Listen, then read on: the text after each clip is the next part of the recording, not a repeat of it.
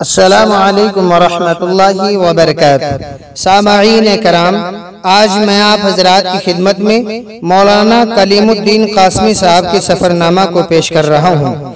मौलाना लिखते हैं कि 13 दिसंबर 2022 को मैं और साथ में मुफ्ती मोहम्मद जाहिद नासिरी अल-कासमी और मुफ्ती मोहम्मद शाहिद मज़ाहिरी और हाफिज मोहम्मद अफ़ान सल्लमहू हैदराबाद से दिल्ली के लिए तेलंगाना एक्सप्रेस में सफ़र कर रहे थे। जो हजरात सफ़र करते हैं वो बाखूबी वाकिफ़ हैं कि दौरान सफ़र कभी कभार कुछ नागहानी वाक़यात व हादसात भी पेश आ जाते हैं। चुनांच ऐसा ही एक हैरत अंगेज वाक़या हमारे इस सफ़र में भी पेश आया, जो हम सब के लिए नाकाबिले फरामोश है और शायद वो लंबे अरसे तक जहन व दिमाग में गर्दिश करता रहेगा। हुआ ये कि बाद नमाज मगरिब हम लोग मुख्तलिफ उन्वानात व मौज़ूआत पर आपस में गुफ्तगू कर रहे थे। इसी दौरान अचानक नशे में मस्त एक शिद्दत पसंद फिरका परस्त गैर मुस्लिम आकर बहुत तल्ख अंदाज में हमारे सामने बड़बड़ाने लगा। अव्वलन हमें लगा वो किसी और से बात कर रहा है, लेकिन उसने जब हमें आवाज दी कि ऐ सुनते नहीं हो, तो हमने जवाब दिया कि जनाब क्या बात है, क्या हमसे आपको कोई तकलीफ पहुंची है या कोई बात हो गई है। वो कहने लगा कि हाँ तकलीफ पहुंची है। ये तुमने कौन सा ड्रेस पहन रखा है? तुम लोग चेहरे पे दाढ़ी क्यों रखते हो? क्या तुम लोग भगवान हो? तुम लोगों की फंडिंग कहाँ से होती है? पीएम नरेंद्र मोदी को गाली क्यों देते हो? और अवैसी तुम्हारा कौन है? इतने बच्चे क्यों पैदा करते हो? 3 तलाक क्यों देते हो?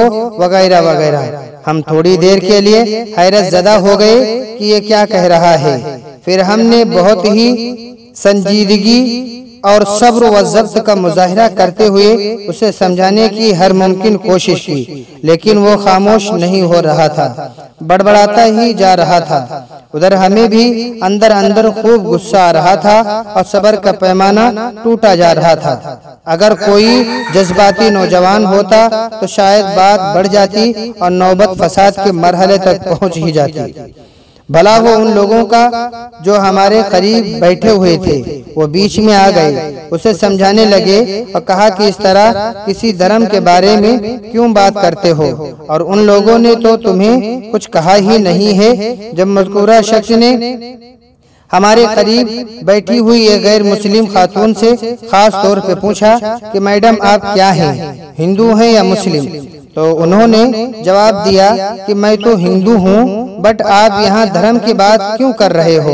ये सब तो आपको नहीं छेड़ रहे हैं, तो फिर आप उन्हें क्यों छेड़ रहे हो? अपनी जगह पे जाओ और सफर को खराब ना करो। तो उसने जाते हुए ये जहरीली बात कही कि इनसे ट्रैवल यानी सफर में ही कुछ कह सकते हैं, अपनी जगह पहुंच जाएंगे तो ये हमें नहीं छोड़ेंगे। खैर जब वो चला गया तो हम लोगों ने सुकून की सांस ली और फिर आपस में गुफ्तगू करना शुरू कर दिया।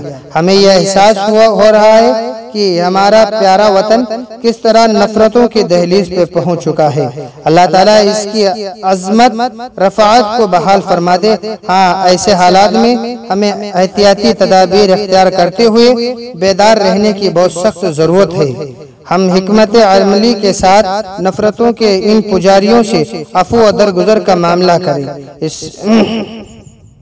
और इन हालात की नज़ाकत को देखते हुए ऐसे हालात में हम बिला ज़रूरत सफ़र करने से बचें और बवक्त ज़रूरत जब भी सफ़र करें तो हत्तल इम्कान तन्हा सफ़र न करें, बल्कि किसी के साथ सफ़र करें।